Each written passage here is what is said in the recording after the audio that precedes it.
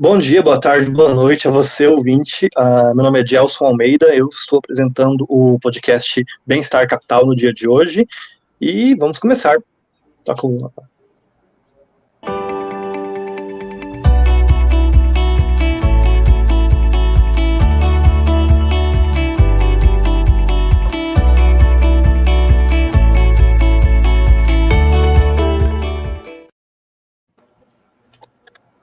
Então, pessoal, no episódio de hoje a gente tem a alegria de trazer o professor Thiago Krause. O Thiago Krause possui graduação e mestrado em História na Universidade Federal Fluminense e doutorado em História pelo UFRJ. O Thiago também é professor adjunto de História do Brasil Colonial no Departamento de História da Unirio e membro permanente do programa de pós-graduação em História da mesma universidade. O Thiago também é autor do podcast Colonial Pod, que é focado em História do Brasil Colonial. Boa tarde, Thiago. Obrigado por vir aqui. Boa tarde, Elcio. Obrigado pelo convite. Obrigado. Para conversar com o Thiago hoje, nós temos o João Pedro, que é graduando em Economia e membro do Bem-Estar Capital e host do Economia Mainstream. Oi, João. Olá, boa noite, boa tarde. Nunca se sabe quando você está ouvindo. E também temos o Matheus Lobo, que é estudante de Direito da PUC Minas Gerais e membro do Bem-Estar Capital. A conversa hoje, gente, é mais sobre metodologia historiográfica e escola de pensamento historiográfico em si. A gente não vai se dignar, ou então a gente não vai se propor a comentar fatos propriamente, fazer uma reanálise de fatos históricos. A gente é mais uma conversa no estilo informal, como sempre, para ver como a gente pode tratar a metodologia historiográfica e como a gente pode tratar esse processo de construção de conhecimento que é a historiografia.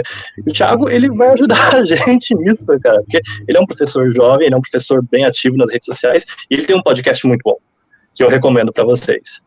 E qual a primeira pergunta, cara, que eu gostaria de fazer uma pergunta introdutória, né? A primeira pergunta para o Thiago é a respeito da situação que a gente está vivendo hoje. Porque, recentemente, a gente está percebendo uma onda saudosista e uma onda revisionista muito forte nos noticiários e na comunicação política. Isso é generalizado, isso é parte de vários aspectos políticos e vários espectros partidários, e onde eles empreendem esforços para se posicionar ou se reposicionar frente a fatos ou movimentos históricos. Então, nesse contexto, eu queria entender que o Thiago explicasse para a gente como ele entende a importância da metodologia historiográfica e da precisão histórica nesse contexto. Obrigado, Gelson. É uma pergunta ampla, né? Acho que vai permitir a gente fazer um pouco uma introdução aqui, né? A primeira coisa a gente percebeu o seguinte, né? A história, ela é uma produção de conhecimento. A história como campo de saber, ela está sempre produzindo conhecimento. Então a história não está nunca parada, né? Eu lembro que uma vez, conversando com um amigo engenheiro, estava reclamando, tinha que comprar muito livro, enfim, né? Vocês podem ver meus livros, alguns deles, e ele falando assim, não, para que você vai comprar livro? A história está lá, já aconteceu. Você compra uns livros contando o que aconteceu e acabou. Mas a história, na verdade, ela está sempre, como todo tipo de conhecimento, ela está sempre se atualizando e se produzindo novas interpretações. Por quê? Porque a história, ela é feita no presente a partir de questões do presente, mas também a partir de regras específicas do campo. Então, revisionismo, na verdade, todo campo de saber é revisionista, né? Você é um estudioso de teoria da literatura, você é um economista, você é um engenheiro, você é um teórico do direito, você é um físico, você está sempre revisando interpretações anteriores, você está sempre produzindo um novo saber. Então, a historiografia, a produção do conhecimento histórico, ela é revisionista por excelência, porque senão ela não é produção, né? Se você não revisar, o que você vai estar... Se você não construir um conhecimento novo, o que você está fazendo? Você está reproduzindo questões antigas, né? Então, o problema... E isso que é uma questão fundamental, é que a produção do conhecimento histórico, ela exige metodologias específicas reconhecidas entre pares, entre um campo de saber específico. A historiografia não é assim, qual é o problema da história? Todo mundo acha, às vezes, que pode fazer história, né? Porque, eu gostava muito de história no colégio, eu assisto, meu tio, por exemplo, um coronel reformado, eu gosto muito dos vídeos do Eduardo Bueno, não sei o quê, enfim, ou o livro do Laurentino Gomes. Todo mundo acha que pode aprender o conhecimento histórico, porque o conhecimento histórico ele não é um conhecimento formalizado, como, por exemplo, na economia. Você não tem modelos formais, porque você tem alguns poucos historiadores que usam modelos formais, mas é relativamente raro. a maioria de nós historiadores construímos narrativas e análises de maneiras que são idealmente compreensíveis mesmo para alguém que não tem uma formação histórica específica e que não exige, muitas vezes, o conhecimento de um aparato conceitual prévio. Mas, mesmo assim, tem metodologias claras e conhecidas. E a produção desse conhecimento histórico ela está sempre ligada. A gente nunca chega à verdade. A verdade ela é o ideal, mas a verdade é impossível de ser alcançada. Então, o que os historiadores fazem é tentar se mover em direção à verdade. Claro, enfim, você tem toda uma discussão relacionada ao pós-modernismo, se existe verdade, se não existe verdade, se é possível produzir algum tipo de conhecimento real do passado ou não, enfim, mas eu acho que passou um pouquinho essa moda, e de maneira geral o consenso é que é possível sim produzir um conhecimento sobre o passado, só que esse conhecimento é sempre provisório, como todo tipo de conhecimento. Conhecimento na física é provisório, conhecimento na biologia é provisório, conhecimento na economia é provisório, conhecimento em tudo, em todo tipo de conhecimento é provisório, porque se não for conhecimento, ele é dogmático, se não for provisório, ele é dogmático. Então, o papel da metodologia histórica é exatamente guiar essa produção de conhecimento. E, na verdade, a gente tem múltiplas metodologias. Geralmente, as metodologias na história elas se baseiam em uma análise cuidadosa das fontes produzidas na própria época. Então, por exemplo, você quer entender como as pessoas defenderam a escravidão no Brasil do século XIX. Então, você pode ler, por exemplo, os debates parlamentares na Assembleia Constituinte, na Câmara dos Deputados, nos anais do Senado. Você pode ler os debates nos jornais. Então, você vai produzir uma análise desse discurso pró-escravista a partir do que as pessoas efetivamente disseram. Você não vai inventar que você acha que as pessoas disseram aquilo. Você vai ir até essa documentação e você pode, por exemplo, beleza. Aí como pode ser a sua análise? Você pode fazer uma análise puramente discursiva. Você pode, beleza, eu vou analisar como as pessoas falaram, o que elas falaram. Eu estou interessado no discurso. Mas você também pode fazer uma análise prosopográfica. Vou fazer uma biografia coletiva dos defensores da escravidão. Quem eram esses caras que defendiam a escravidão na esfera pública brasileira do século XIX? Qual era o interesse econômico deles nesse momento? Por que houve mais críticas à escravidão no Brasil entre 1823 e 1837 e depois essas críticas diminuem por 30 anos e só voltam depois do final do século XVII? Quais são os fatores econômicos e políticos que explicam essas mudanças? Você pode fazer também análises microhistóricas, que é você analisar um caso específico com muita riqueza de detalhes para tentar reconstituir uma comunidade, uma aldeia, uma família, e por aí vai. Você pode fazer análises econômicas, em que você vai tentar, análise histórico-econômica, você vai tentar traçar tendências de crescimento econômico, então você vai ver estatísticas de produção, por exemplo, estatísticas de comércio. Então, a questão fundamental é que toda essa análise metodológica, ela se baseia em uma análise das fontes existentes para cada tema que você está querendo analisar. Então, às vezes, você está orientando o aluno fala, eu queria entender o que as mulheres escravizadas sentiam no contexto de abuso sexual. Aí você vai falar para ela, você vai falar para o aluno, mas que fontes a gente tem para isso? Aí ela pode pensar, talvez eu possa usar um caso específico de um depoimento de uma escravizada num processo criminal ou num processo para inquisição. Mas se no período que você quer analisar, na época, no lugar que você quer analisar, você não tiver nenhuma fonte, acontece. Tem períodos que você não tem nenhuma fonte sobrevivente. Então, a reação é, olha, você pode especular, você pode trabalhar com outras fontes que te deem uma ideia, você pode pensar, mas você não vai conseguir fazer uma uma análise desse período se você não tem essa questão, esse elemento basilar, esse insumo básico, que são as fontes primárias. Então, nós, historiadores, estamos sempre trabalhando com as fontes. Mas a nossa análise das fontes não é uma análise neutra e imparcial e imutável, porque as perguntas que nós fazemos sobre as fontes mudam em cada momento. Então, os personagens, porque mudam de acordo com os nossos priors, os nossos pressupostos.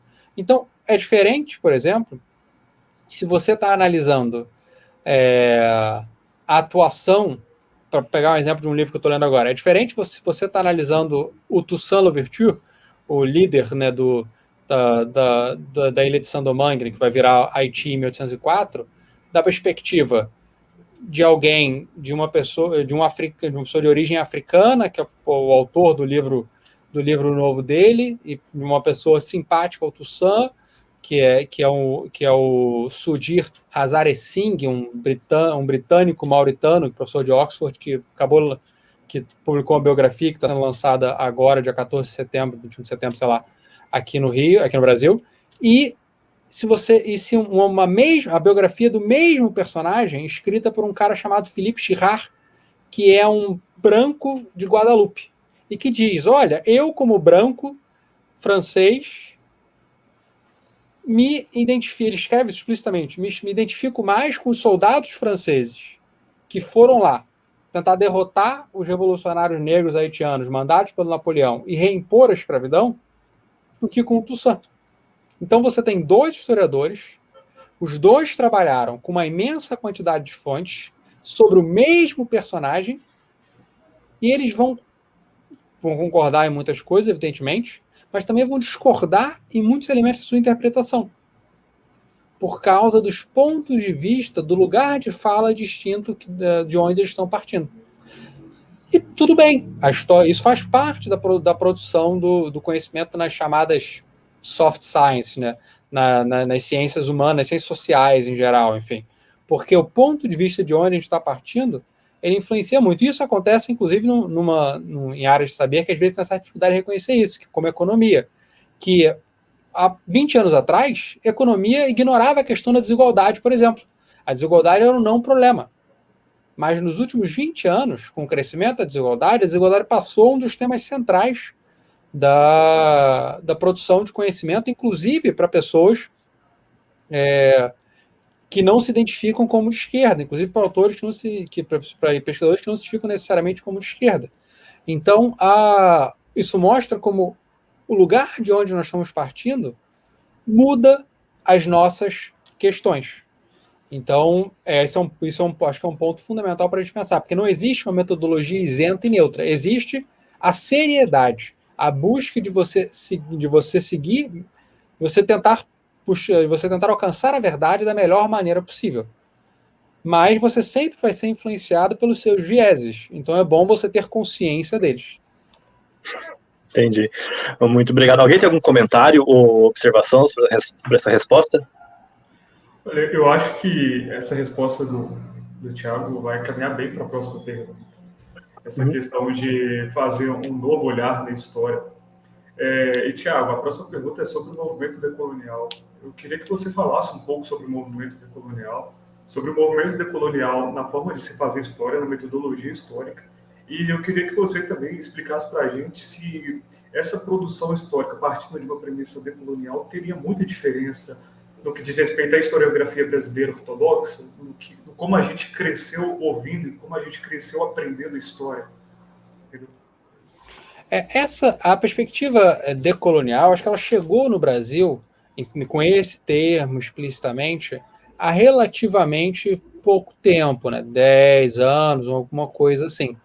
Mas, digamos, o espírito por trás dela está presente, talvez, desde a década de 50, 60, mais ou menos. Por quê?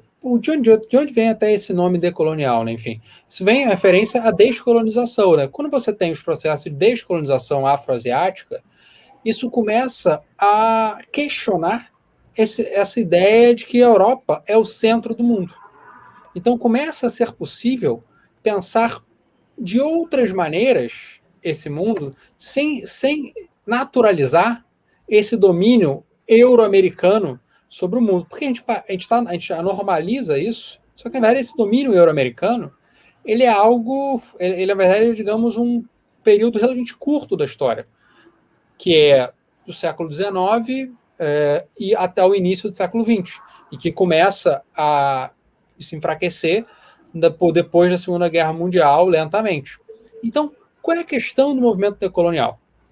É você descolonizar a própria produção de saber. Você não pensar sempre do ponto de vista europeu. Então você tem uma série de europeu no sentido euro-americano, né? No sentido de Europa Ocidental e Estados Unidos, que são os grandes núcleos de produção do conhecimento em praticamente todas as áreas até hoje. Mas o ponto é que é necessário reconhecer outras vozes. Então você identificar, por exemplo, o protagonismo negro, o protagonismo africano, o protagonismo feminino. Você reconhecer, por exemplo, a importância econômica da China. A China era a economia mais importante do mundo até o século XVIII, em grande medida, por causa do simples tamanho e da sofisticação que a sua população tinha.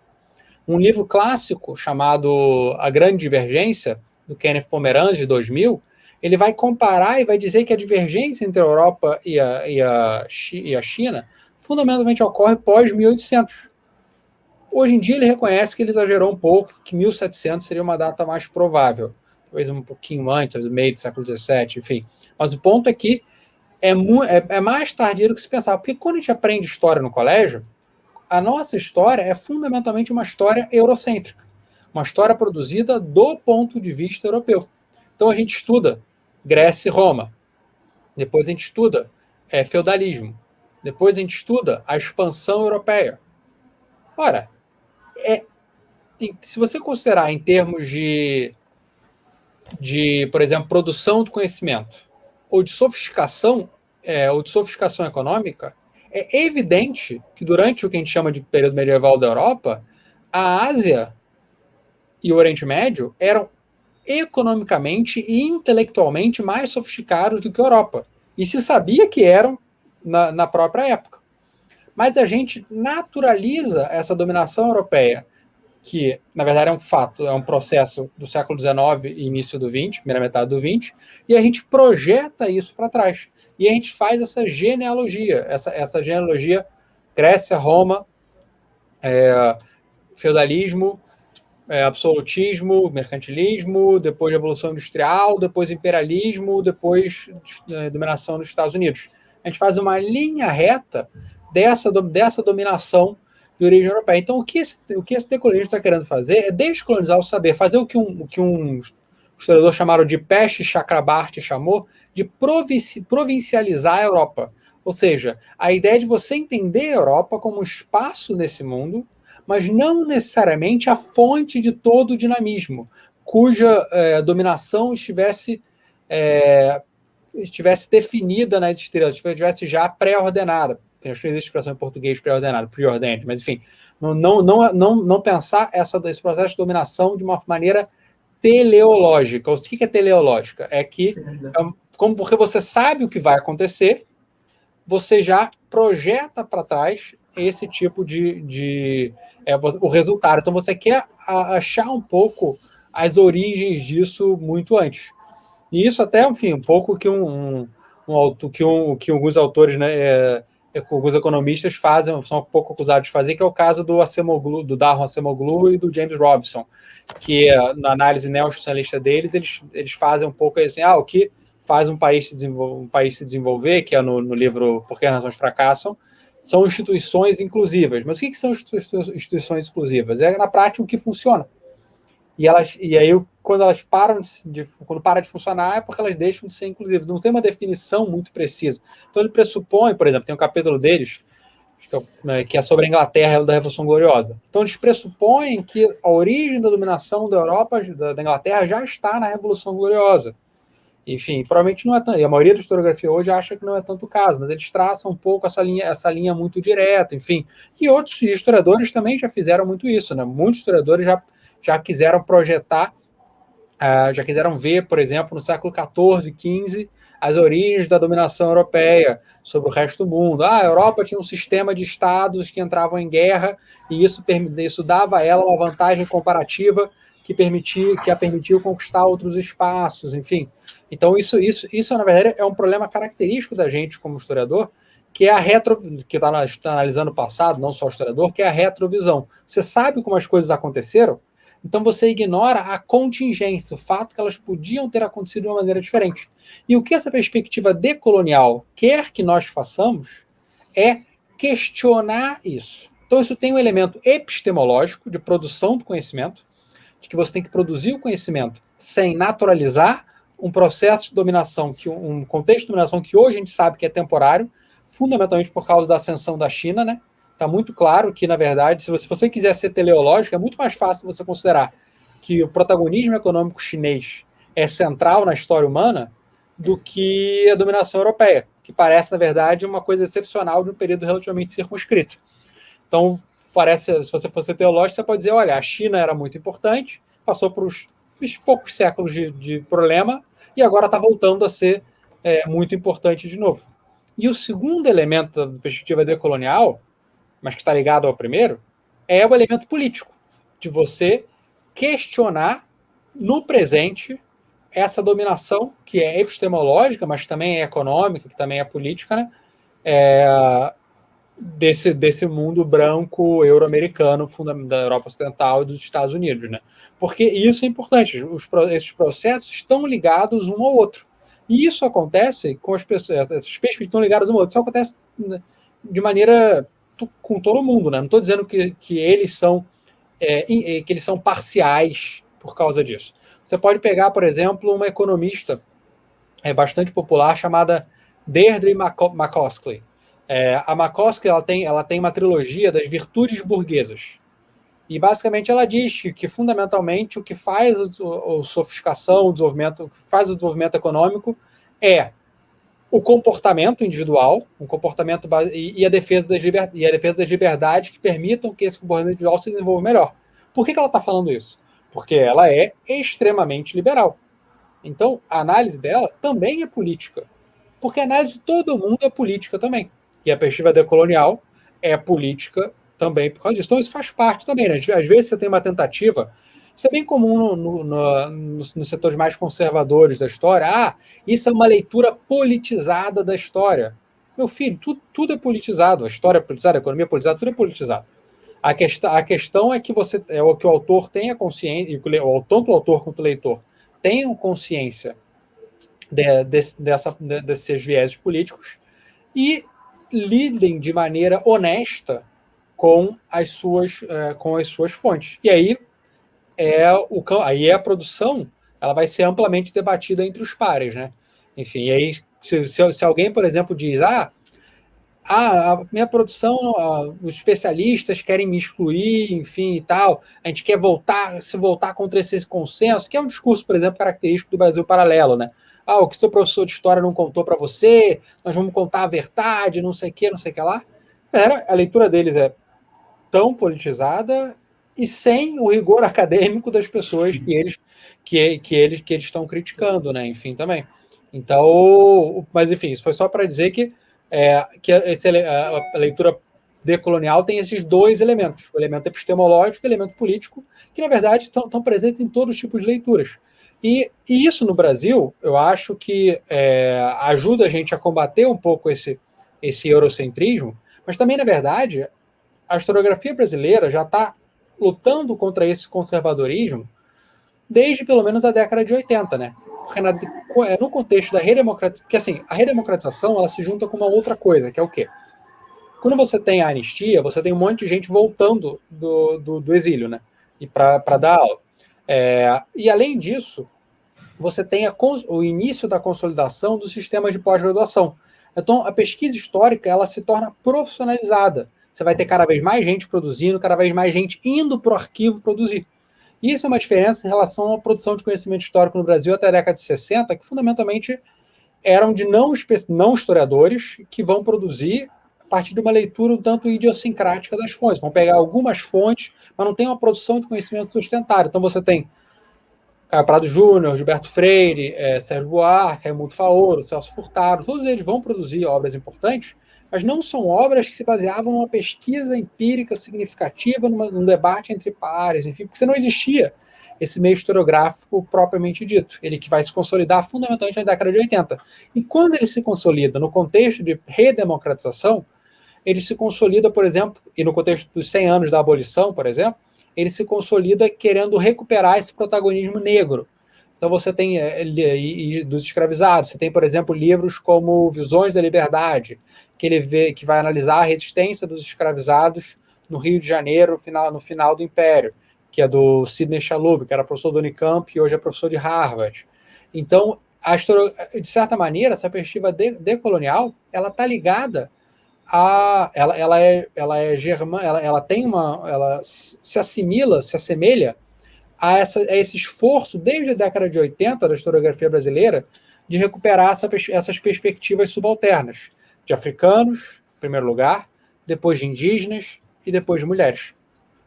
Então eu acho que ele vem a enriquecer, mas eu acho que ele não afeta muito a nossa prática da maioria dos historiadores. Eu acho que ele afeta talvez um pouco a discussão sobre ensino de história, sobre o que você vai priorizar no ensino, mas não afeta, acho que, tanto a maneira como nós produzimos história, porque esses impulsos epistemológicos dela, a gente já está lidando com isso há 30 anos ou pouco mais no meio acadêmico. Mas é claro que isso demora a chegar nas escolas, né? Sim. Você tem o esforço, por exemplo, de ensinar a história da África, que é uma lei de 2003, e depois de acho que é 10.139 de 2003, acho que foi a primeira lei que o Lula assinou, inclusive. E depois você tem a 11.645 de 2009, que é para ensinar a história indígena. Mas isso demora a chegar no ensino básico, né? Hoje em dia, todo livro didático vai ter história africana, história indígena, mas isso não quer dizer que os professores ensinam, porque muitas vezes eles não têm uma formação para isso. Então, demora. Essa história escolar, ela demora a ser recriada e a chegar também, porque os professores precisam ser formados para isso, precisam aprender isso também, enfim. Não, entendi. João, você quer fazer a sua pergunta? Sim. Bom, voltando um pouco no início do tema, você comentou bastante sobre a questão das pessoas quererem produzir história sem ter um rigor acadêmico e sem ter uma precisão ou qualquer formação em metodologia histórica. E, nesse sentido, a gente tem uma série de jornalistas que já escreveram livros sobre temas históricos. O livro do Laurentino Gomes sobre escravidão, ou a série 1822, bababá, ou então os livros do Pedro Doria. O Hélio Gaspari também. Sim. Sendo assim, como você enxerga isso? Qual é o problema de se produzir história sem ter uma formação na área? Eu acho que problema nenhum. Não é o diploma que faz o historiador. Qual é para mim, um dos maiores historiadores do período colonial, que é a minha área? É o Evaldo Cabral de Mello, irmão mais novo de João Cabral de Mello Neto, diplomata. Ele não teve uma formação em história, mas ele é um pesquisador absolutamente brilhante. E eu também não assimilaria o Hélio Gaspari ao Pedro Doria e ao Laurentino Gomes. Qual é a diferença entre eles? O Hélio Gaspari, ele fez uma pesquisa empírica gigantesca. E aí a implicância dos historiadores com o Hélio Gaspari é outra, é que as fontes que ele usa muitas vezes são privadas. Eu uso o dicionário do secretário do Geisel, que é meu.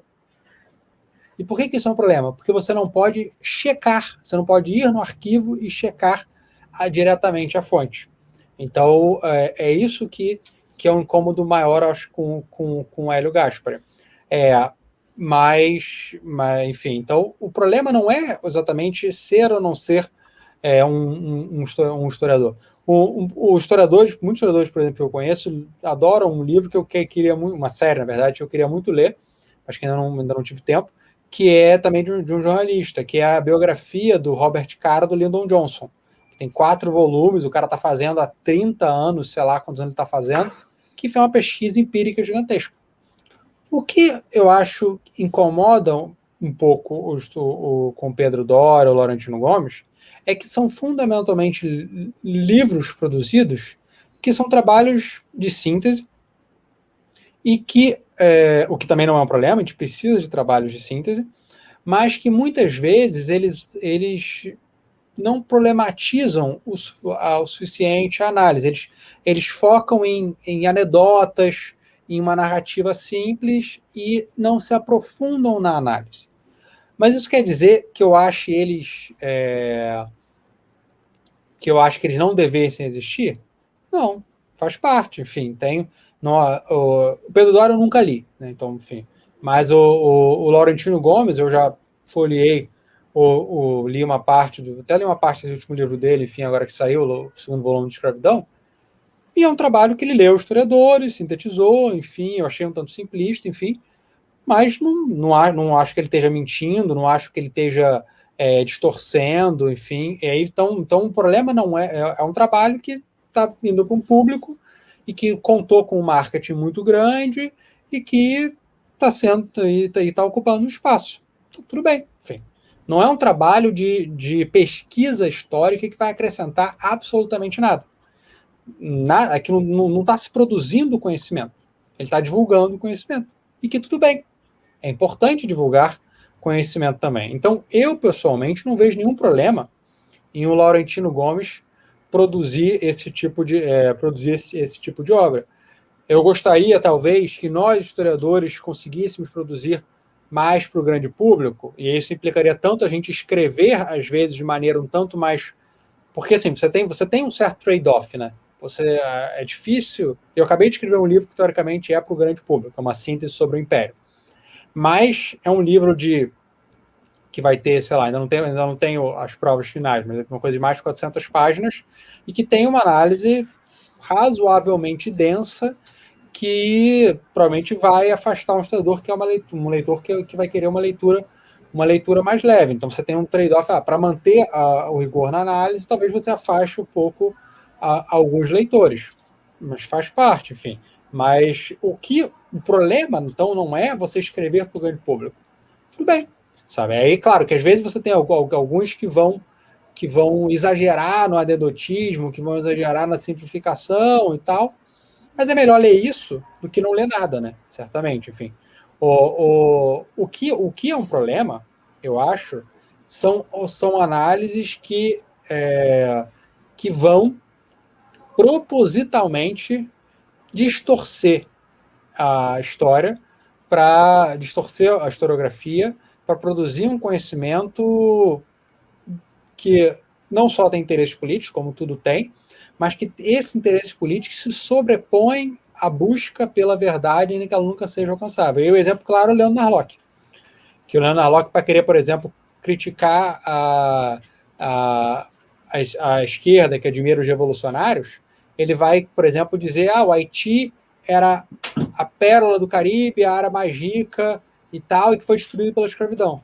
Sim, o Haiti era a pérola do Caribe porque ela tinha 90% da população escravizada, em que morria, sei lá, 7 a 10% da população todo ano por causa da brutalidade que era a produção açucareira, e que ele vai minimizar isso, enfim. Então, são questões... Ou ele vai, por exemplo, dizer, olha, os astecas também eram maus, faziam sacrifício humano, então, portanto a conquista espanhola era justificada, esse tipo de visão. Assim. Então, na verdade, o problema não é o jornalista escrever história. Você pode ser um grande historiador sem ter um diploma acadêmico, porque o que importa é essa... E aí a gente volta à pergunta inicial, é a seriedade metodológica. Então, Evaldo Cabral de Mello tem a seriedade metodológica dos melhores historiadores. O Laurentino Gomes, menos, porque ele não está se propondo a ser um historiador. E o Leandro Narlock, nenhuma. Enfim. Então eu acho que essa que é a questão. E assim, eu estou dando nomes, porque como é que você vai falar em teoria? Você tem que falar o que as pessoas estão efetivamente fazendo, enfim, né? Então daí a gente tem que nomear exatamente quem são essas pessoas para fazer um julgamento disso, né? Mas enfim, ponto é só dizer que não tem problema não ser historiador. O diploma não é garantia de nada. Não, perdão, desculpa interromper. Mas a gente vai dar nome em si, não se preocupa. Na verdade, a minha próxima pergunta, ela cita nomes também, que é uma polêmica de 2018, que ela está bem dando continuidade a isso que você acabou de falar. Tipo, em 2018, o professor de Direito da PUC Rio de Janeiro, da FGV Rio de Janeiro, José Roberto de Castro Neves, lançou o livro Como os Advogados Salvaram o Mundo, na qual ele propõe uma narrativa atribuindo aos advogados o mérito da criação de leis e ritos judiciais icônicos da humanidade.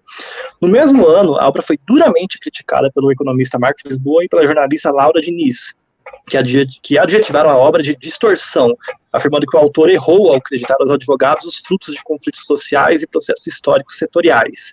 Esse caso é um dos vários exemplos, como você citou aqui, de conflitos entre histórias do pensamento. Tipo, nesse caso específico, é um conflito entre a história do pensamento do direito e a história do pensamento econômico e social. Queria entender como você enxerga esses conflitos propriamente. Eu vou falar aí nesse caso eu vou falar em tese porque eu não conheço. Eu tenho a vaga impressão de ter lido uma coluna do Marcos Lisboa comentando isso, mas não tenho certeza. E aí, embora eu discorde muitas vezes do Marcos Lisboa, nesse caso eu tenderia a concordar. Eu acho que aí qual é o problema, né? Quando você quer fazer a história dos advogados, você tem, ou de qualquer grupo específico, né? Você vai partir do ponto de vista deles e você vai usá-los para explicar tudo o que aconteceu, você acha que tudo é responsabilidade deles. Que você está procurando uma coisa e você vai achar esta mesma coisa, enfim. Então aí é a questão também da gente ter sempre não ficar, talvez, apaixonado demais pelo nosso próprio tema. De você sempre desconfiar um pouco quando você está analisando algo, de pensar assim, será que isso é muito perfeitamente o que eu quero encontrar?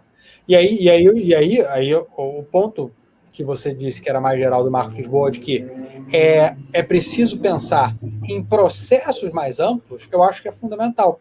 Porque a historiografia no século XIX, início do século XX, foi não unicamente, mas em grande medida, uma história dos grandes homens. Então você tem grandes homens brancos ricos, que eles são o motor da história. Napoleão, Luís XIV, Júlio César, Augusto, Carlos Magno, Colombo, etc, etc, etc. Então você lê, porque são esses homens que produziram documentos, são esses documentos foram produzidos sobre esses homens, então você lê a história a partir do ponto de vista deles e você assume a perspectiva deles de que eles são os motores da história. Mas desde o século XIX, você já tem pessoas tentando entender a história a partir das forças sociais. Marx, o Jacob Burckhardt, que é um historiador suíço, o Weber, enfim, o Huizinga no início do século XX, e por aí vai, enfim. Então, eu acho que o fundamental é a gente não confundir a ação de indivíduos específicos com os contextos mais amplos, porque, na verdade, o que possibilita que esses indivíduos excepcionais tenham sido excepcionais é justamente as forças sociais nas quais eles estão se inserindo. Por que o Toussaint Louverture, que eu estou falando dele de novo porque eu estou lendo a biografia dele, foi tão importante? Porque ele estava em Saint-Domingue justo quando a Revolução aconteceu. Se ele tivesse vivido e morrido 20 anos antes, no auge do sistema escravista francês, em Saint-Domingue, ele não teria sido um revolucionário. Mesma coisa com Napoleão. Então a gente tem que levar em conta essas grandes forças, esses grandes contextos e processos históricos. E pensar que os processos históricos, e aí tem um historiador inglês falecido chamado Lawrence Stone, que ele dizia que tinha um lema, que todos os grandes processos tinham múltiplas causas.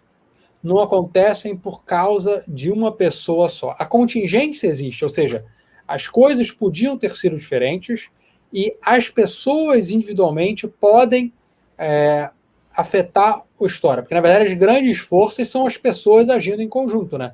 Você não existe a classe operária, você existe trabalhadores que vão agir e que consequentemente vão afetar a sociedade. E aí as ações individuais, elas são importantes para isso. Mas essa ação individual, ela só tem sentido se analisada no contexto mais amplo. E isso é uma coisa especialmente difícil quando você está investigando a história, né? Ou quando você está a história política. Então, por exemplo, esse livro que eu acabei de entregar para a editora se chama Império em Disputa. Coroa, Oligarquia e Povo na formação do Estado brasileiro. 1823, a Constituinte, até 1870 e 71. Fim do Guerra do Paraguai, Lei do Ventre Livre. E nesse livro a gente está analisando os projetos políticos para o Brasil, porque essa é a ideia da coleção, durante o século XIX. E a grande questão é, você está lendo esses projetos políticos desses grandes estadistas, como, por exemplo, o José Bonifácio, o Diogo Feijó, Bernardo de Vasconcelos, e por aí vai. Mas esses caras, eles não moviam a história sozinha. Você tem que entender o contexto histórico, com as forças socioeconômicas, culturais também, e institucionais que permitiam que eles agissem. Então eu acho que a grande dificuldade da história é exatamente você combinar esses elementos. Porque o que tem de interessante, muito do que mais interessa as pessoas na história é exatamente essa humanidade da história, né? O Marc Bloch, um historiador francês que morreu fuzilado pelos nazistas porque ele era parte da resistência, ele dizia que, num livro que ele escreveu, inclusive, durante a Segunda Guerra, né, que é o Apologia à História, ele dizia que o historiador é como o ogro da lenda. Tudo que é humano nos interessa. Então a gente não pode perder de vista a humanidade e falar só nesses grandes processos, nessas grandes correntes. Mas a gente também não pode achar que o que explica porque o Império foi de um jeito ou de outro foi o Dom Pedro II, por exemplo. A gente tem que pensar nesses contextos mais amplos que possibilitam e que moldam a ação individual. As estruturas sociais são constrangimentos que moldam essa ação individual. Então, por outro lado, as ações individuais e coletivas transformam as estruturas. Então, é essa interpenetração que é constantemente o que move a história, como os processos históricos estão acontecendo, e que a gente tem que tentar ter sempre os dois em mente, né? E isso é uma questão, por um lado, epistemológica, de produção de conhecimento, mas é uma questão estilística também, porque a história, ela interessa a gente também ela também tem que interessar o leitor. O mesmo Bloch também dizia, não tiremos de nossa ciência o que ela tem de poesia. E muitas vezes o que as pessoas se interessam é essa humanidade, né? Então a gente tem que tentar combinar esses elementos na nossa escrita histórica, porque uma história muito focada em grandes estruturas pode ser uma história descarnada e, portanto, chata. E, por outro lado, uma história que só tem personagens é uma história anedótica e que narra, mas não explica. Então é essa combinação que a gente tem que tentar fazer. Entendi, muito bem. Nossa, excelente. O Matheus tem uma pergunta complementar a essa. Matheus? Thiago, você citou um ponto na pergunta anterior que chamou a atenção. Você cita que nos anos 80, ali, na época da redemocratização, aconteceu um fortalecimento e uma profissionalização na pesquisa histórica, correto? E você também abordou que alguns grandes nomes do pensamento crítico brasileiro, como Caio Prado, ou como Celso Furtado, ou como Gilberto Freire, eles vêm antes desse período de fortalecimento metodológico e fortalecimento do nicho, da carreira histórica. Eu posso te fazer uma pergunta agora, na verdade eu vou te fazer uma pergunta no sentido. Há menos rigor técnico, histórico, nessas obras, nessas produções, em Caio Prado, em Gilberto Freire, em Celso Furtado, em Sérgio Buarque de Holanda? Porque alguns autores, por exemplo, na sociologia, como Gessé de Souza, ele faz muitas críticas ao que se foi dito atrás. Então, é nesse sentido. Eu acho que não é que exatamente eles fossem menos rigorosos. O Freire era, sim. O Freire era muito, porque o Freire enfatizava muito a questão literária, né? O Freire, enfim, eu tenho uma aula falando desses autores todos, na verdade, enfim, né, no meu curso que está online, no podcast ou no YouTube. Mas assim, o Freire é um cara que ele claramente ele tinha essa questão literária muito presente e às vezes ele prefere aquela coisa, né? Melhora o floreio estilístico do que o rigor analítico, né? O Freire é muito marcado por isso. E às vezes, mas assim, acho que então não é exatamente, mas de maneira geral, tirando esse ponto específico do Freire, não é exatamente uma questão de menos rigor, eles eram menos preocupados com a verdade. Não, é porque eles estão fazendo grandes interpretações num contexto em que eles estão partindo de um conhecimento muito menos preciso. Porque, claro, você tem 100 anos de produção, né? 90 anos de produção, desde que eles escreveram. Então se produziu muito mais coisa, as metodologias se refinaram, você tem acesso a muito mais documentos. Então, tudo isso modifica um pouco. Então, assim, eles têm menos precisão, mas porque eles tinham acesso a menos dados. Por um lado, menos fontes, menos historiografia, e por outro, porque eles estão fazendo grandes interpretações da história.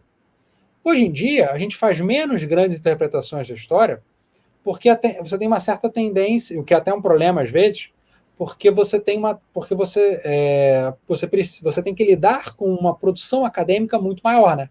Então, às vezes, você se sente até intimidado a fazer esses trabalhos de síntese ou interpretativos, né?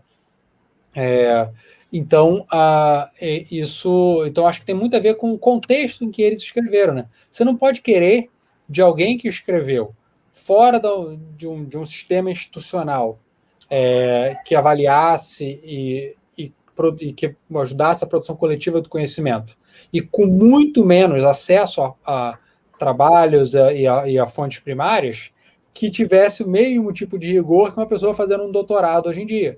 São contextos de produção muito diferentes, né? Então, assim, e aí a questão, o que marca um clássico? Ele vai estar certo em tudo? Não, mas o clássico é uma obra, alguém diz isso, não sei quem, não lembro quem, que nos ensina mais com seus grandes erros do que um trabalho menor com seus pequenos acertos. Então você vai ler, vai criticar o Freire. Eu passo o Freire todo semestre no meu curso de Brasil Colonial. E passo o Caio Prado Júnior também. E bato neles dois bastante no curso. Mas eles são importantes para te entender de onde que a historiografia posterior surgiu e como se pensou o Brasil, né? E no caso do Freire, até Portugal, né? Freire foi muito influente para a autoimagem que os portugueses têm. Porque na década de 50, o Freire se tornou uma espécie de ideólogo não oficial do salazarismo, né? Para justificar o colonialismo, porque Portugal manteve o colonialismo até não poder mais, né? Teve 14 anos de guerra colonial, que só acaba fundamentalmente quando a ditadura acaba em 1974, né? E o Freire era alguém favorável a esse colonialismo português, né? Enfim. Então, Mas, enfim, então são contextos muito, muito diferentes e que esses autores têm que ser lidos, mas com uma consciência de que estão produzindo em outra época, em outro momento, e que, portanto, as expectativas que eles tinham sobre si mesmos e que se tinha deles eram muito distintos. Então, o contexto de produção importa muito, porque as obras de história também são historicamente produzidas. Uhum. O contexto que a gente está escrevendo afeta muito como a gente vai poder produzir. Entendi, excelente. João, você tem uma pergunta? Sim. Bom, ainda um pouco nessa questão de precisão, nessa questão mais metodológica, uma das metodologias mais recentes, eu imagino que, enfim, está ganhando bastante popularidade, principalmente na área da história econômica, é a criometria, que é, resumidamente, para o ouvinte que pode não conhecer o termo, a aplicação de economia matemática e de econometria do estudo da história. Isso levanta algumas questões metodológicas. Primeiro, o quanto esse tipo de empreendimento ele acaba sendo limitado pela ausência de precisão em dados históricos. Sendo assim, há alguma maneira melhor de especificar o processo histórico de causalidade e separá-lo de uma análise de correlação? E ainda uma questão epistêmica. Muita gente coloca que por conta do uso de modelos formais, isso acaba aproximando a economia de uma hard science. Que, bom, eu pessoalmente discordo, mas enfim, muita gente coloca isso. E Então, algumas pessoas vão entender que o uso desse tipo de modelo, que o uso de economia matemática e de modelos formais dentro da história levaria uma análise histórica mais próxima da neutralidade. O quanto isso é verdadeiro? A quiliometria, né? Ela para você fazer quiliometria, para você produzir modelos, você precisa ter uma riqueza de dados muito significativa. Porque senão, como é que você vai produzir um modelo, fazer análise de regressão e por aí vai, enfim. Então,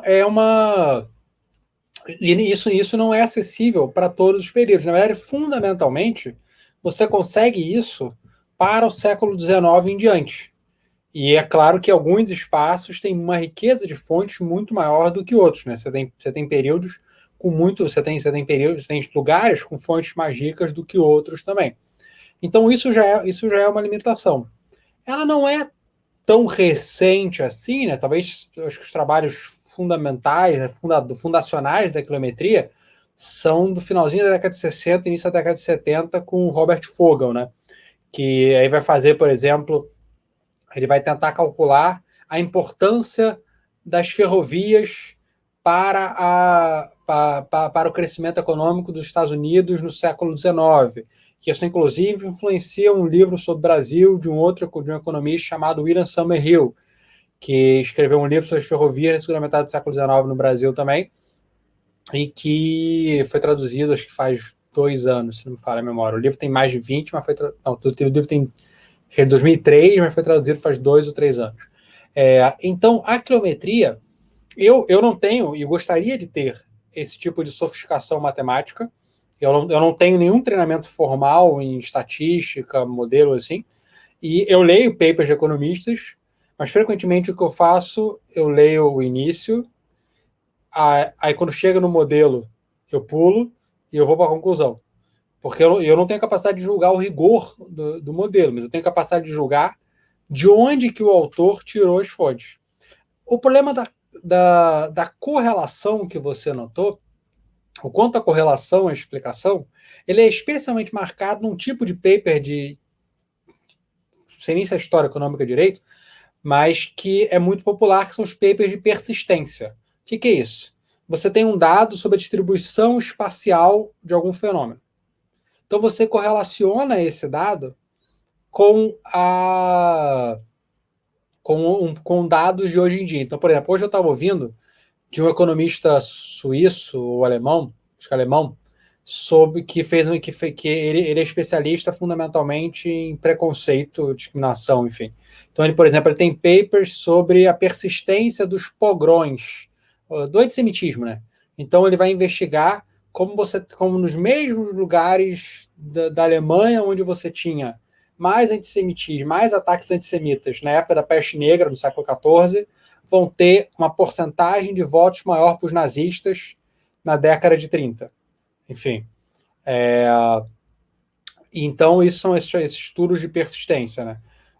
Ou o clássico do Nathan Dunn, que vai analisar áreas com mais escravizado, com mais tráfico de escravos na África, eram áreas que hoje em dia são áreas com menos confiança interpessoal. Ou a Melinda Dell, que tem o trabalho clássico sobre a MITA. As áreas mais afetadas pela MITA, que é uma forma de trabalho compulsório na atual Bolívia, são áreas mais pobres hoje em dia, enfim e tal. E aí, esses trabalhos são fundamentalmente trabalhos de correlação. E o que incomoda muito, eu leio os trabalhos, acho interessante, mas o que incomoda muito o historiador? Qual é o mecanismo exato que liga um ao outro? Por que mais processos inquisitoriais no século XVI e XVII explica maior alfabetismo, maior taxa de analfabetismo e maiores taxas, sei lá, e menor PIB hoje em dia, menor PIB per capita hoje em dia? Qual o mecanismo exato que explica isso? Porque é isso que nós historiadores fazemos, nós estudamos o mecanismo, né? Então, assim, mas isso são trabalhos de persistência. Muitos trabalhos de história econômica não são trabalhos de persistência, são trabalhos que vão pegar e vão analisar processos especificamente. Então, você tem, por exemplo, André Vilela, da economia FGV Rio, que vai analisar o sistema bancário do Império na segunda metade do século XIX. livro dele saiu ano passado, eu acho.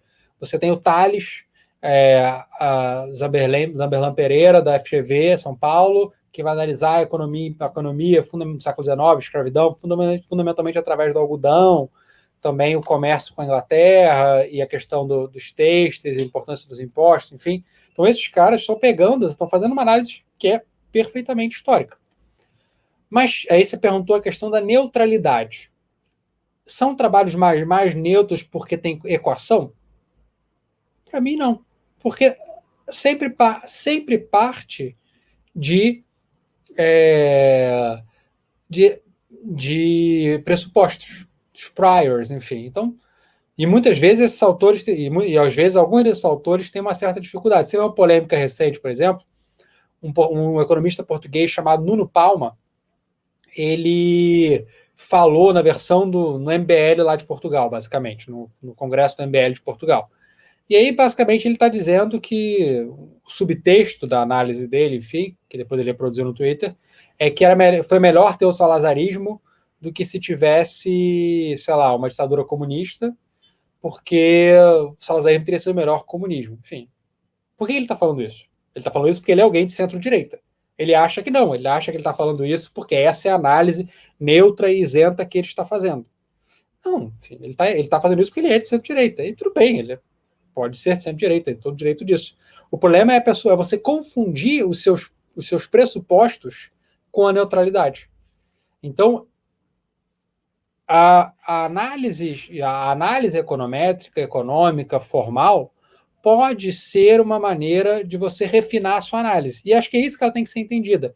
Ela te forçar a ter mais rigor. Mas, para isso, você não tem que conhecer só números, você tem que também conhecer o período exato que você está estudando. Mesmo porque, senão, você pode fazer uma aula que o historiador vai olhar para você e falar: é mesmo? Então, por exemplo, o Acemoglu, acho que no início do ano, no ano passado, foi coautor de um paper dizendo: olha, através de correlações, demonstramos que áreas com maior presença comunista na Itália votaram mais nos fascistas. E que quem votou nos fascistas não foram os pobres, porque os pobres, a classe trabalhadora, de maneira geral, se manteve votando no comunistas, e o que aconteceu foi que setores intermediários e ricos votaram mais nos fascistas. E nós mostramos isso através de correlação, de dados granulares, de tantas circunscrições eleitorais, e não sei o que lá. Aí todo historiador, mesmo eu que não sou especialista, vai falar: sim, a gente sabe disso desde a década de 30. Sim. Sabe? Não tem nenhum problema, não é nenhuma novidade. Quer dizer que o paper não é relevante? Não. Eu acho legal mostrar isso matematicamente, fazendo uma... Porque geralmente os historiadores vão pegar e vão fazer análises, muitas vezes, vamos fazer uma análise desse lugar aqui, mostrando como isso aconteceu. Eu acho legal você ter um paper que demonstre essa correlação matemática pela Itália toda. Legal. Só que assim, não tem nada de novo também. E é isso que às vezes é um problema desse tipo de análise. O bom historiador econômico é o cara que conhece muito precisamente o lugar que ele está falando. Então, alguém como Tales conhece muito o Império.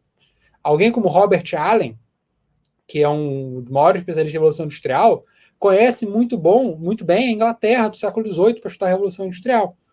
O problema, às vezes, é que e aí é uma diferença interessante entre historiadores e economistas. Nós, historiadores, nos especializamos em períodos, em épocas e temas. Os economistas, eles se especializam em método, muitas vezes. Eles vão aplicar, e eles acham que eles podem aplicar o método em um monte de lugares diferentes. Só que o que se ganha na sofisticação metodológica pode se perder no conhecimento do lugar. Na verdade, e uma coisa que eu gostaria, inclusive, é que nós tivéssemos um diálogo maior entre historiadores e economistas. Eu gosto de ler economistas. Eu estou citando papers porque eu acho interessante isso. Eu gostaria de ter esse tipo de dominar esse tipo de linguagem matemática também, de conhecer mais estatística, e ainda mais agora. Meu próximo trabalho é um trabalho que tem bastante história econômica, de comércio. Eu acabei de montar agora uma base de dados com tipo, sei lá, acho que tem 50 mil linhas e E, tipo, se você multiplicar as linhas pelas colunas, né, os quadradinhos, assim, ó, é uma base de dados que tem, sei lá, talvez 400 mil data points, enfim, e tal. E se eu tivesse um conhecimento matemático, de modelo, de programação, eu teria feito uma base de dados mais sofisticada, eu teria conseguido analisar isso melhor, teria mais ideias de como analisar isso, enfim. Então eu acho que, na verdade, não é um melhor que o outro. Eu acho que é complementar. Mas aí eu, como historiador, vou dizer, é fundamental conhecer muito bem o lugar que você está analisando. Você não pode achar que o método resolve tudo e que você vai ler 2, 3 livros sobre um lugar, enfim, e você não pode achar também que o número em si explica tudo. Por isso que o legal é sempre você tentar combinar análises quantitativas e qualitativas. As duas são importantes. Número é importante, mas análise qualitativa é importante também. Inclusive porque você não entende economia sem entender política. E você não entende política só com número. Você tem que...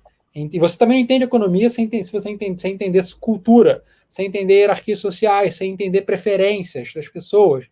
Então o ponto é que, na verdade, a gente tem que tentar combinar várias formas de conhecimento. Só que o problema é que a academia tende a fazer a gente se colocar nos nichos, né, nos nossos quadradinhos. Mas o ideal é que a gente leia de tudo e pense de tudo. Então você pode você pode pensar melhor sobre a sua análise, você pode entender melhor a sua época quando você está lendo um romance, por exemplo.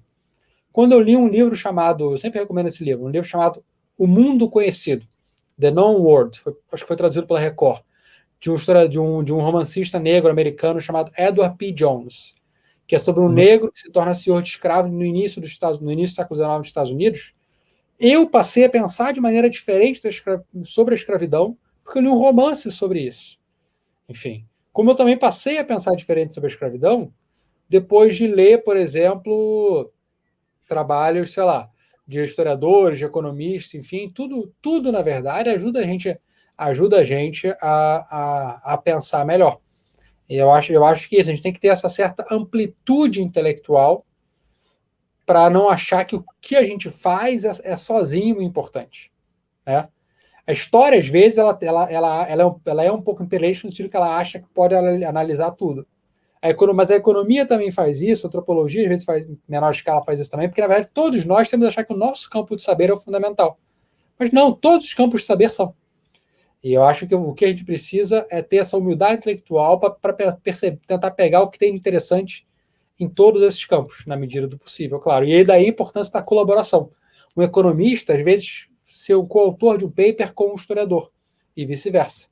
Porque eu acho que isso, ou com um antropólogo, ou com um sociólogo, porque eu acho que isso pode fazer fazer a produção de conhecimento avançar, lembrando que exatamente porque ninguém é 100% imparcial, objetivo, todo mundo traz seus vieses, isso pode se combinar para produzir um conhecimento, para avançar mais a fronteira do conhecimento. Não, excelente. A pergunta do Matheus agora é bem nessa área de interdisciplinaridade. Matheus?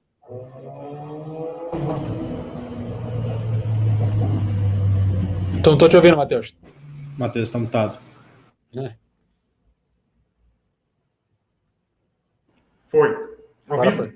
Aproveitando que a gente vai ter que cortar essa parte, Thiago, eu estou no prédio comercial aqui, estou no escritório, e eu vou ter que sair depois dessa pergunta. Eu queria te agradecer pela presença, falar que para mim foi um prazer, foi bom, eu estou aprendendo muito, e sem dúvida foi um dos episódios que mais gostei de gravar, de verdade. E, infelizmente, eu não sei se vai dar tempo de eu escutar a sua resposta, mas a pergunta é a seguinte, tá bom? Bom, eliminando tudo que eu falei, vou te fazer a pergunta. Bom, Thiago, o Boris Fausto, ele tem uma série que o nome é História do Brasil.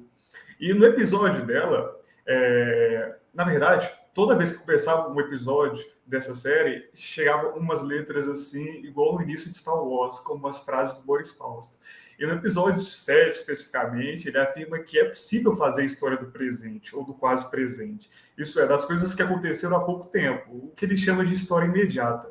Segundo ele, isso aproxima o historiador de um tipo de jornalismo, e deste modo teria mais peso das suas paixões, opiniões, experiências de vida na sua produção.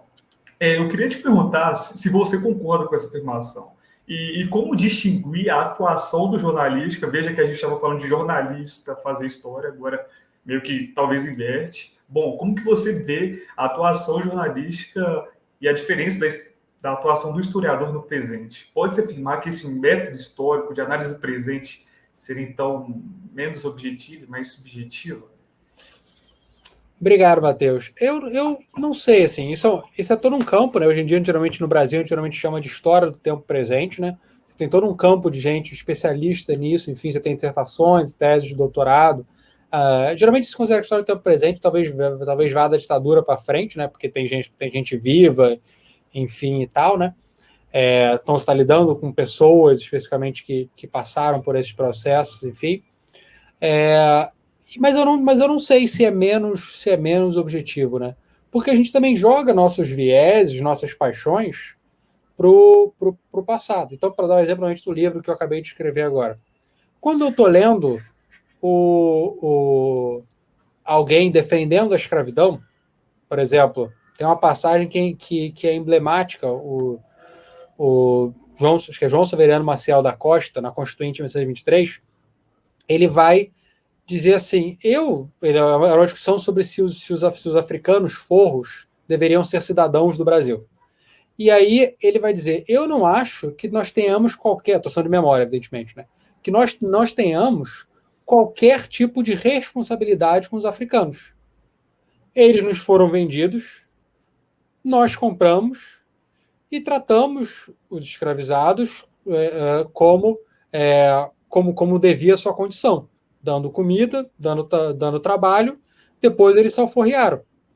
É uma relação, ele diz que é uma relação contratual, que a escravidão é uma relação contratual, o que é um absurdo. Como é que a escravidão é uma relação contratual? Que contrato existe entre o cara que bate com o chicote e a pessoa que está sendo chicoteada, né? Eu olho isso e, assim, a minha audácia minha reação é aquele meme, né? Olha a audácia desse FDP, enfim. Eu lendo os defensores de escravidão no Império, eu tenho ódio brutal de todos eles, enfim. Eu tenho ódio deles, assim, eu realmente fico com raiva deles. Eu acho todos eles um bando de desgraçados, enfim. Por quê? Porque eu sou uma pessoa de esquerda que fico revoltado com os caras defendendo a escravidão, enfim. E você tem as defesas, assim, absolutamente mais descaradas. Você tem um caso, um deputado paulista, em que, por exemplo, ele vai dizer assim, um padre está reclamando da escravidão, dizendo que não devia fazer escravidão, e aí o deputado paulista responde para ele assim, em 1840, com os 42, na verdade, enfim, e fala assim, não, a gente está fazendo caridade, porque a gente está lá, ele vai morrer, lá ele vai para o inferno, aqui ele vai para o céu. Aí a pessoa que está escrevendo a fala, né, coloca risos. Ele está sendo claramente irônico. Ele está sacaneando o padre, usando uma desculpa cristã para justificar. E depois, no outro momento, ele vai dizer simplesmente, sem escravos o Brasil não é nada. Enfim. Então na verdade, eu acho que as nossas paixões, elas estão presentes no passado tanto quanto no presente. A diferença, muitas vezes, é o tipo de fonte que se tem acesso. Porque, por exemplo, no século XIX, você tem acesso aos papéis pessoais todos, não agora porque os arquivos estão fechados com a pandemia, mas você tem acesso aos papéis pessoais todos sobreviventes. Eu quero ver, eu vou no fundo Marquês de Olinda, que foi um regente, ministro, primeiro-ministro, enfim, do Império, e vou lá ler as cartas pessoais dele. Enfim, então você tem acesso, e eu não posso fazer isso com, por exemplo, o Bolsonaro, enfim, e tal. Eu não posso fazer isso com o Davi Alcolumbre, com o Rodrigo Pacheco, algo que o valha. E eu não posso fazer isso mesmo com o Sarney. A documentação do Sarney não está preservado, não está em acesso aberto que me permita ter acesso a esse tipo de informação, né? Então, o que a história do tempo presente tem de diferente são duas coisas, né? Eu acho que uma coisa, fundamentalmente, é exatamente esse tipo de fonte. Que as fontes que a gente tem acesso são diferentes. Porque muitas fontes ainda não estão públicas, mas, por outro lado, você tem a possibilidade de você fazer entrevista com as pessoas. Você pode fazer o que é a história oral, na verdade, né? Você pode fazer entrevista com as pessoas e ouvir o lado delas, enfim, também, né? Então, e é possível, e aí talvez, nesse caso, a história do tempo presente muitas vezes seja uma área em que talvez alguns jornalistas tenham uma espécie até de vantagem comparativa, porque eles estão muito mais acostumados a fazer entrevistas do que a gente, enfim. Eu não gostaria de fazer história para fazer entrevista. Eu sou antissocial, eu gosto de papel velho. Eu quero ler papel de gente que morreu há 150 anos atrás, não quero falar com alguém. Eu faço tudo para não ter que resolver nada pelo telefone, tudo para mim é e-mail, WhatsApp, enfim. Mas se você vai estudar o tempo presente, como é que você vai estudar sem falar com as pessoas que vivenciaram aquilo também, né? Então eu diria que, para mim, a diferença entre a história do tempo presente e a história mais remota é fundamentalmente o tipo de fonte que tem acesso. Mas os vieses estão lá e aqui, enfim, e tal. É claro que a história do tempo presente ela está mais sujeita a mudanças, inclusive porque você não sabe o que aconteceu depois, né?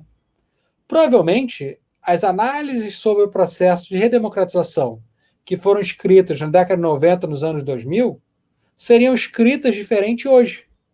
Porque a gente sabe que a retirada dos militares da política não foi tão grande, tão definitiva, tão completa quanto se achou que ela seria depois da redemocratização e principalmente depois que se criou o Ministério da Defesa, que se tornou o Ministério Civil, até o Temer nomear o atual presidente da Petrobras para ministro da Defesa.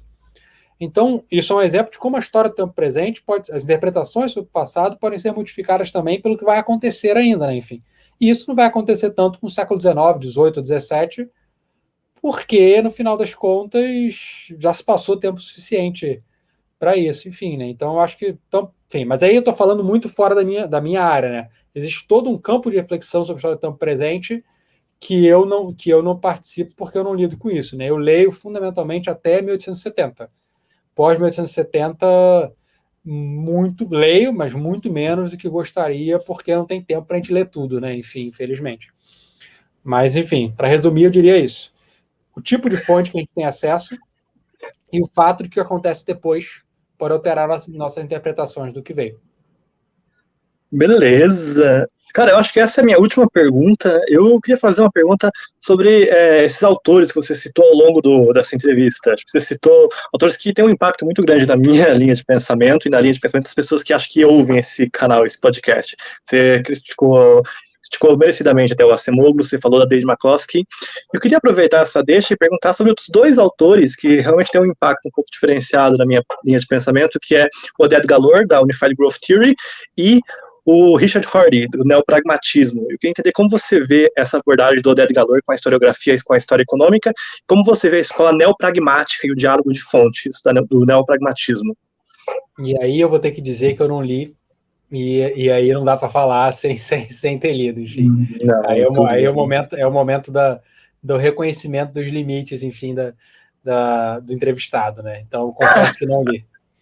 Não, tudo bem. Então eu vou substituir a minha pergunta, porque eu tenho um monte de pergunta anotada aqui, que é uma sobre a democracia em vertigem, de 2019. Eu não achei que eu fosse fazer essa pergunta, cara, de verdade, mas, enfim, vamos fazer.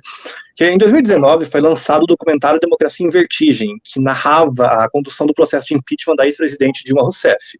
Dentre os temas abordados, que ganhou notoriedade foi a adulteração de uma foto exibida no documentário, que escondia duas armas registradas ao lado dos corpos dos militares dos militantes Pedro Ventura Felipe de Araújo Pomar e Ângelo Arroio, dirigentes do Partido Comunista do Brasil, mortos em 16 de dezembro de 1956 pela ditadura militar. Questionada a respeito, a documentarista Petra Costa afirmou que a edição foi uma espécie de... que as armas foram plantadas e que a edição seria uma espécie de elogio e uma homenagem a Pomar, de que ela fez para retratar uma imagem mais próxima da verdade. Eu queria entender como você enxerga esse ato de edição de documentários, de evidências documentais, e se você não acha que esse ato específico de edição e de remoção das fotos, ele não pode promover ou pode ser configurado em um apagão histórico, porque mesmo se for verdade, que eu não estou discutindo se é verdade ou não, com a retirada dessas armas das fotos, você pode estar promovendo um apagão histórico dos crimes da ditadura, que no caso foi o homicídio e a plantação das armas. Enfim, eu acho que é desonestidade intelectual fazer isso. pelo simples fato de que ela poderia perfeitamente falar no documentário as armas foram plantadas. Mas ela não fez referência, eu lembro dessa polêmica, ela não fez referência nenhuma a isso no documentário. Se foi depois, alguém percebeu, que apontou, e ela falou isso. Isso é desonestidade intelectual. Isso é do tipo, isso seria algo como eu inventar uma citação para reforçar meu argumento, dizendo que se não foi verdade, poderia ter sido. Enfim, então eu acho que não se deve fazer isso. Isso é uma prática que eu não imagino um historiador fazendo isso, por exemplo. Ele pode pegar a foto, analisar a foto e dizer, olha, você tem essas armas plantadas aqui.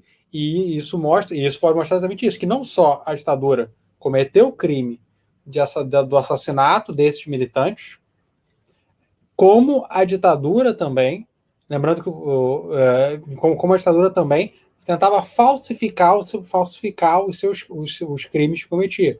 E aí falsificava suicídios, falsificava fugas, suicídios como Herzog, supostas fugas, como no caso do Marcelo Rubens Paiva,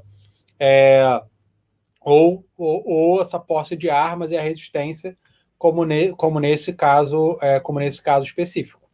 Então, eu acho que não se deve fazer isso pelo simples fato de que a evidência está lá.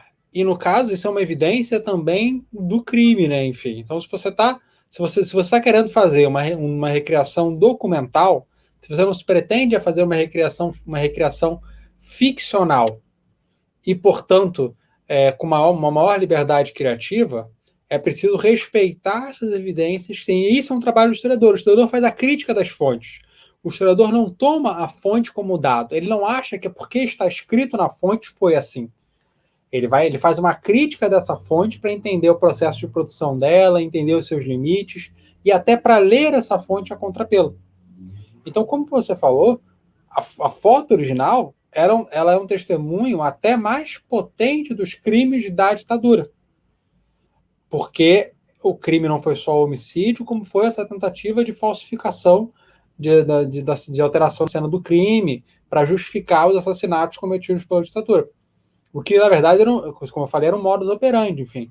Então você tem que entender esse modus operandi da ditadura. E, enfim, na verdade, o modus operandi da repressão, né? Até hoje você tem, certamente é recorrente ainda, né? As cenas de assassinato, de morte decorrente de ação policial, né, que é o termo formal, e que muitas vezes você tem pessoas plantando armas, enfim, e tal, para dizer que foi resistência, quando nem sempre foi, enfim, e tal. E, na verdade, isso é uma continuidade em algum grau também, porque, na verdade, a gente nunca reformou, né, o nosso sistema repressivo pós-ditadura, né? Você manteve as polícias, enfim, e o exército e as forças armadas, de maneira geral, deixa elas no canto, não vamos lidar muito com isso, porque dá muito trabalho. Então, enfim, eu acho que é uma coisa que não deveria se fazer, porque para mim é desonesto mesmo. Excelente. João, última pergunta. Bom, para finalizar, entrando um pouco mais... Você comentou que vai ter um livro agora sobre o Brasil Império, que vai ser lançado em breve.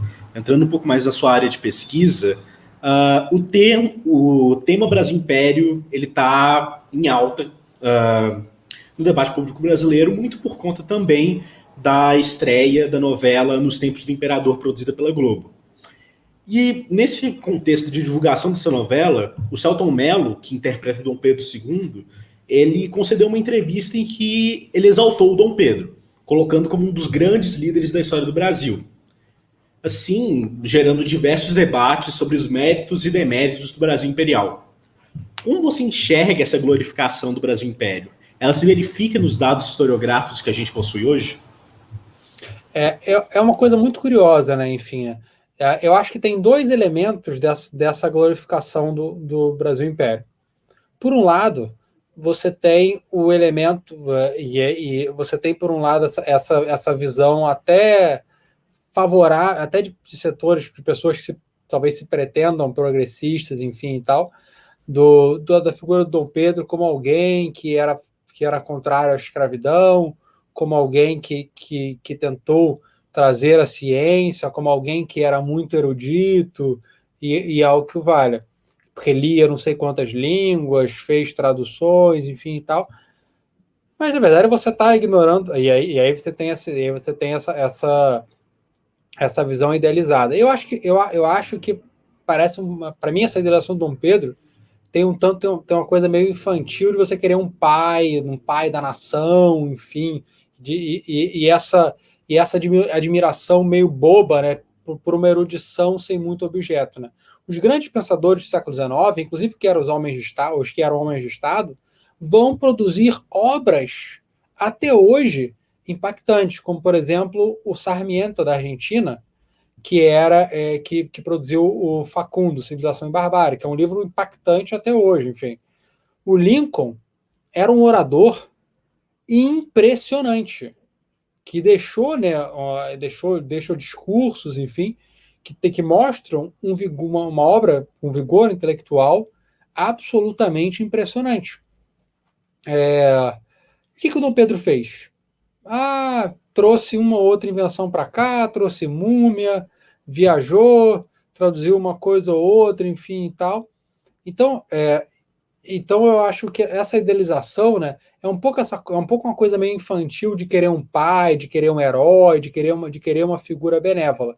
E é um pouco um problema de você olhar a história do ponto de vista de uma pessoa específica, que você acaba muitas vezes se identificando com ela, que é o caso do Selton Mello, que vai interpretar o Dom Pedro, né? Então, já que vai interpretar o Dom Pedro, você quer criar uma empatia com o personagem, e por aí vai, porque ele não é representado como vilão da história, né?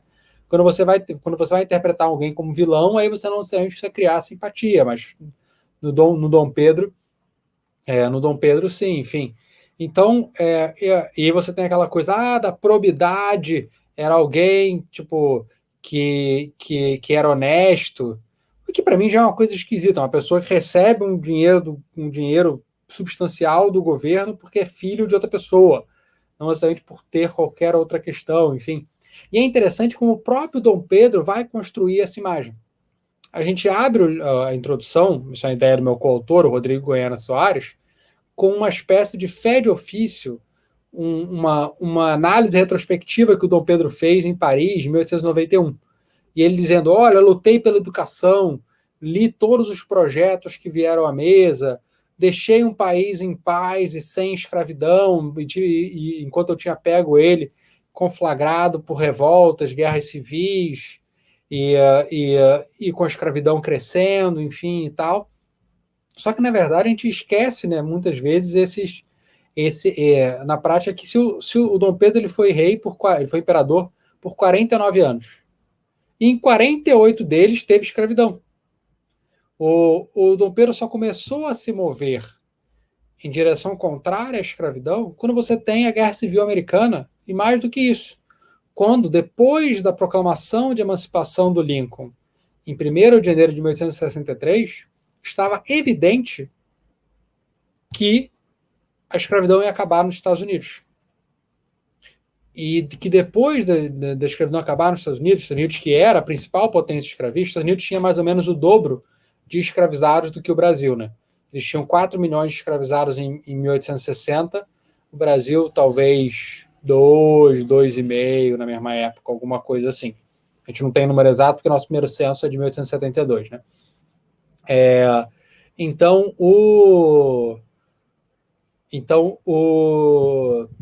essa visão, esse anti-escravismo dele foi muito tardio e muito lento, né, muito calmo, enfim. E aí a resposta e assim, sempre que você fala mal, né, dos monarquistas, aparece gente da monarquia, aparece os monarquistas no Twitter pentelhando, enfim. E aí a reação deles, ele era imperador, ele não era ditador, enfim e tal, né? Então, por um lado, né, você tem esse elogio desse papel dele, mas quando você fala, mas ele não fez o que era o mais importante, ou demorou muito a fazer, que era acabar com a escravidão. Mas ele não podia tudo, mas ele tinha poderes muito significativos, né? Poder moderador de dissolução da Câmara dos Deputados, convocar novas eleições, era extremamente significativo, né? E ele foi exercido em diversos momentos pelos dois imperadores, enfim. Então, na verdade, ele se assemelha um pouco, né? Quando eu vejo esse suposto anti-escravismo, tanto no Dom Pedro I, principalmente no Dom Pedro II, se assemelha um pouco o que um dos pais fundadores dos Estados Unidos, o James Madison, escreveu para outro, o Thomas Jefferson, que ele escreveu para o Thomas Jefferson em 1803, dizendo uma coisa do tipo: seria muito bom se a gente pudesse acabar com a escravidão sem ter prejuízo e nem muito trabalho. Então, esse anti-escravismo que existia era um anti-escravismo sem ter prejuízo e muito trabalho. E que, na verdade, né, o que vai acontecer, né, o que vai acabar produzindo a abolição? Muito mais do que a ação iluminada do Dom Pedro ou da Isabel, foi muito mais o fato de que você tem um movimento gigantesco de massas e, por outro lado, você tem uma concentração social da escravidão que fica cada vez mais concentrada no Vale do Paraíba e em menor escala em Minas Gerais, em menor escala, mas também e bastante em Minas Gerais também, e além disso o fato de que você tem novos grupos grandes produtores ricos crescendo que já não dependem mais da escravidão. O grupo campineiro, enfim, e tal, lá em São Paulo. Então, que vão produzir café com cada vez menos recurso ao trabalho escravizado. Então você tem nesse caso, e aí aquela questão dos grandes homens que a gente falou mais cedo, né? O que explica muito mais a abolição não é essa ilustração, essa sabedoria do Dom Pedro. É muito mais esse movimento de massas, esse movimento social da abolição, que é analisado belíssimamente bem pela Ângela Alonso no livro Flores, Votos e Balas, mas também pela Maria Helena Toledo Machado, no livro chamado Plano e o Pânico, em que ela mostra essa mobilização dos escravizados, começa a ter fugas em massa. As pessoas vão fugir em grande escala, fim da escravidão. E em conjunção com os abolicionistas. E dessas forças macroeconômicas também mais amplas, né? Lembrando que assim, o Brasil estava cada vez mais um par internacional, né? Pós 1800 e pós 1865, né? Não exatamente um para, né? No Brasil não foi excluído, assim, mas cada vez mais mal visto pelo mundo, né? Por causa da continuidade da escravidão. Então, assim, se o Dom Pedro podia ter algumas ideias, talvez, um tanto progressistas em algum grau para a época, na prática ele atuou muito mais em colaboração com as oligarquias para que essa sociedade imperial continuasse a funcionar. Só que chegou um problema e por quê? Que não foi mais possível, que a escravidão não era mais sustentável. E por que a monarquia caiu? Os monarquistas, eles costumam dizer, a monarquia caiu por causa da abolição, enfim. E tem razão, mas ela caiu por causa da abolição porque a monarquia se sustentou fundamentalmente na escravidão. Então, quando ela perdeu esse seu sustentáculo da escravidão, que era fundamentalmente, especialmente do Vale do Paraíba Fluminense, que votou em peso contra a abolição, os 8 deputados do Rio de Janeiro votaram contra a abolição em 88, só eles e mais um de Minas votaram contra a abolição, os outros todos votaram a favor da abolição. Isso mostra o quanto a escravidão foi o elemento fundamental da sustentação do Império. E, além disso, ele fala que deixou o país pacificado. Que pacificação foi essa, né? No livro, eu chamo a seção que trata da repressão, se chama Paz dos Cemitérios.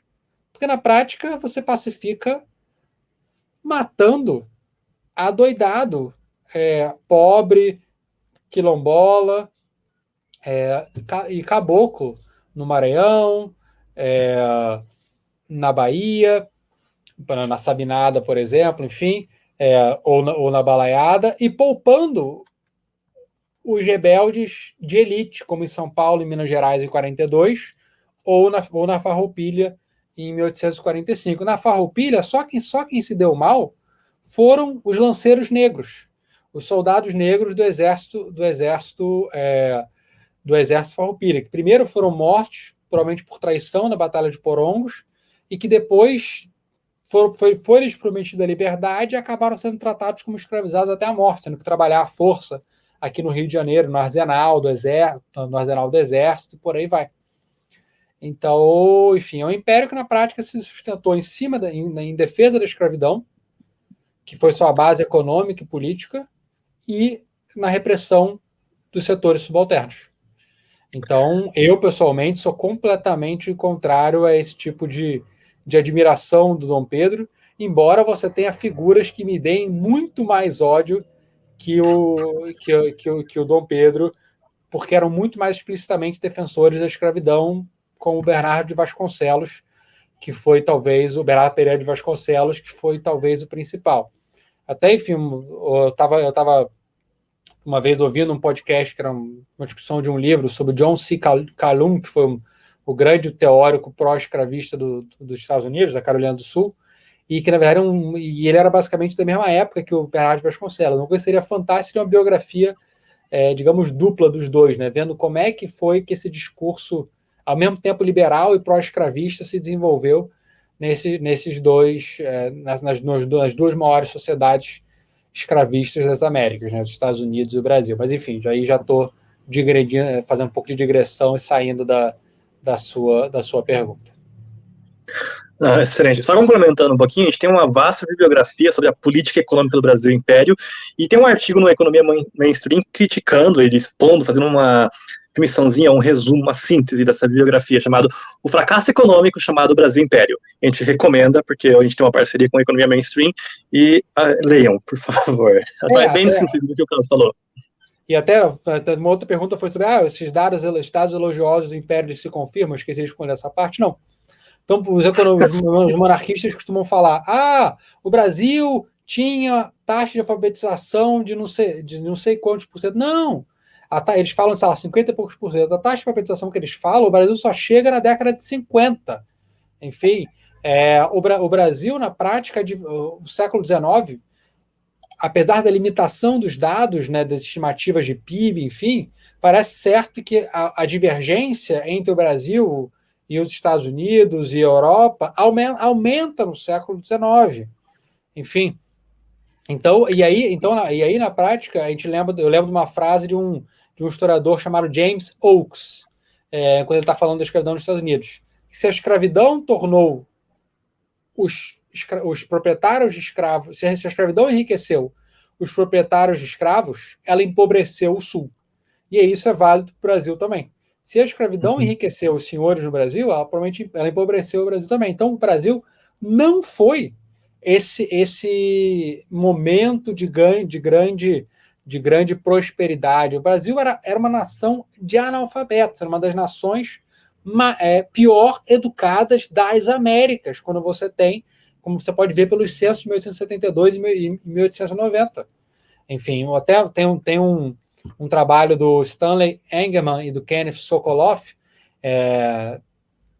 enfim, esqueci o nome do livro, enfim, um artigo dentro de um livro, um livro deles dois, em que eles botam vários dados de alfabetização, enfim, e fica muito claro como o Brasil é disparado um dos piores das Américas.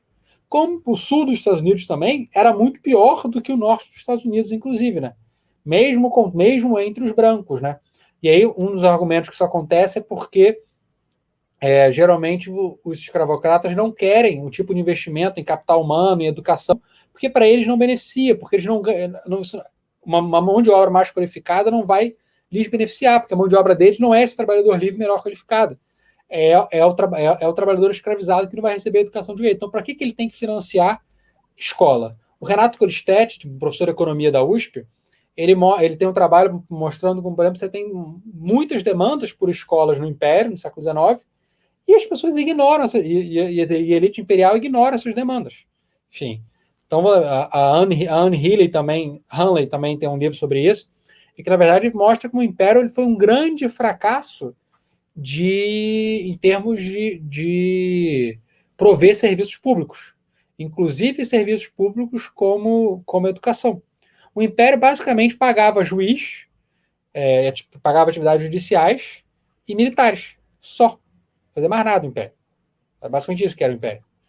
E aí, então, você tem uma sociedade que basicamente não tem educação. E isso é fundamental para entender o nosso atraso o nosso atraso posterior. E a questão e que, na verdade, assim, o Brasil só começa a investir decentemente em educação na democratização. A ditadura, ela é um caso raríssimo de quebra, né? Você tá tendo a tendência de lento aumento dos anos de escolaridade, quebra, diminui a expectativa de escolaridade das pessoas na década de 60, ele só depois começa a crescer de novo a partir do final da década de 70, enfim. Então, é um desastre. Enfim, é um desastre. Não. Então, o INSPER tem um artigo sobre isso, até, sobre a escolaridade, as políticas educacionais do governo Vargas, falando que os Vargas categoricamente, reiteradamente, investiu em acesso à educação para elites, os mais vulneráveis, os mais, bolsões de pobreza, eles não tinham acesso a serviços públicos educacionais, ou serviços educacionais na forma de acesso a bens públicos, propriamente. Então, isso está muito bem catalogado e muito bem indexado em artigos de história da educação ou economia da educação. É a mesma coisa no Império. No Império você vai fazer faculdade, mas na prática você não vai ter investimento em escola, enfim, também, né? Então, por que isso? Porque você, na verdade, é um tipo de investimento que beneficia, que desbeneficia diretamente, porque são os seus filhos que vão fazer as faculdades, enfim e tal. Então, é isso, né? Você só começa a ter investimento em educação básica quando o pobre começa a votar. Quando o pobre começa a votar, você tem investimento em educação básica, porque aí o voto do pobre importa. E o pobre quer que o filho tenha o mínimo de acesso à educação. Então, antes do pobre poder votar, que fundamentalmente só acontece em 88, você não tinha educação. Sim. Chegamos ao fim desse episódio. Chegamos ao fim desse episódio. Nós agradecemos imensamente esse diálogo com o Thiago Krause. Agradecemos imensamente essa conversa que ele conseguiu propiciar para a gente e para a comunidade que assiste a gente. E a gente queria abrir esse espaço para ver se ele tem uma consideração final ou uma observação sobre o episódio. Não, foi um prazer conversar com você, né? Já fiz a propaganda do livro, né? Enfim, ele sai provavelmente até o final do ano, início do ano que vem, provavelmente início do ano que vem, pela editora da Fundação Getúlio Vargas, é uma parte da coleção para uma outra história do Brasil, que são projetos sobre o Brasil, e é isso, pessoal. E agora eu estou voltando para a minha área de origem, que é o Brasil colonial, que é século XVII e XIX, para fazer uma história global de Salvador, que foi capital até 1963. Então, só isso, agradecer, e para o pessoal que estiver assistindo, como o Gelson falou, tem um podcast, que é meu curso Brasil Colonial, que também está no YouTube, enfim, e eu estou no Twitter, qualquer coisa, me procurem lá. Muito bem. Senhores, muito obrigado pela atenção de vocês até esse momento. A gente estendeu um pouquinho a nossa praxe, mas faz parte do jogo. Por favor, acompanhe a gente nas nossas redes sociais, acompanhe os nossos outros episódios. A gente está chegando ao fim desse ano, dessa temporada, né? Acho que a gente vai fazer só mais um mês de gravação, depois a gente para e volta só em fevereiro. Mas, enfim, a gente vai tentar trazer um conteúdo de qualidade para vocês até enquanto for possível. Muito obrigado e tchau, tchau. Tchau, pessoal. Muito obrigado. Tchau, pessoal. Obrigado.